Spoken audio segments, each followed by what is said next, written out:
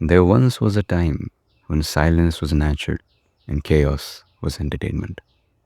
It was the pause between breaths, a moment between heartbeats. And now we can't wait for an elevator without scrolling on our phones.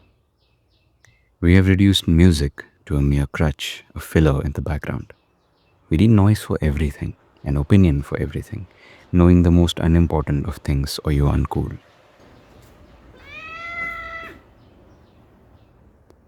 Nobody looks out of the windows anymore. Nobody looks at a droplet race anymore. Nobody does things for peace. Because somewhere along the way, silence just became uncomfortable, almost unbearable. As we approached a digital age, modern media taught us a lot of things. We mistook peace for boredom. We have forgotten to be with ourselves. It is a shame that we treasure the most mundane of things these days. Looking at nature, creating art. We were born for this, for appreciation, to feel connected. Modern media has done its fair share in capitalizing on our needs. The need for stimulation, to be specific.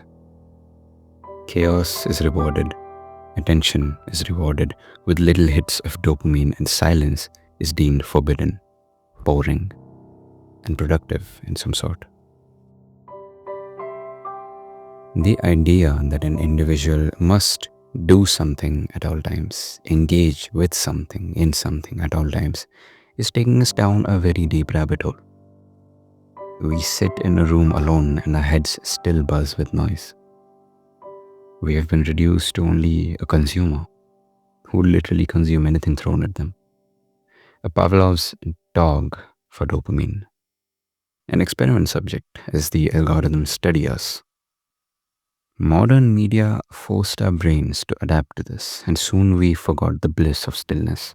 We began running away from silence in pursuit of more chaos, more dopamine, short-lived bliss. We became so broken that we now need noise to function. You spend your day on a screen. When you let it go, your mind wanders back to the noise. You cannot sleep, cannot think, cannot be. Your brain has no time to process human emotions because it is cluttered with slop, and it will start processing when it's supposed to rest and be trapped in an endless cycle of the same. We consume a ton and still are empty. We inhale information but we know nothing.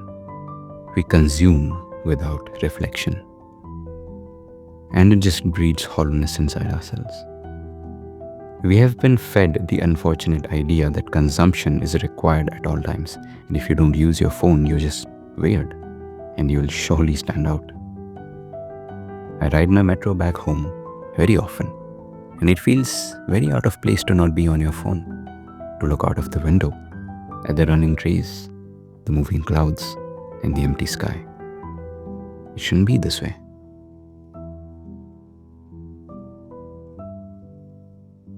We have lost originality. We have lost our sense of beauty and our will for art. What we crave today is being seen, recognized, known. We don't create art to express, we create it to post and impress. We chase to capture more than we do to look and cherish. We have linked our joy to just being seen, recognized, clicked on. You go on a walk, you find a nice stone. What is the first thing you do? You pick it up, take a picture, post it on a story, send it to someone, and throw it away. Do you like the rock, or do you like the idea that someone else is seeing it on your story? We were not built for this. We were born to know compassion, to learn and express, not to consume mindlessly.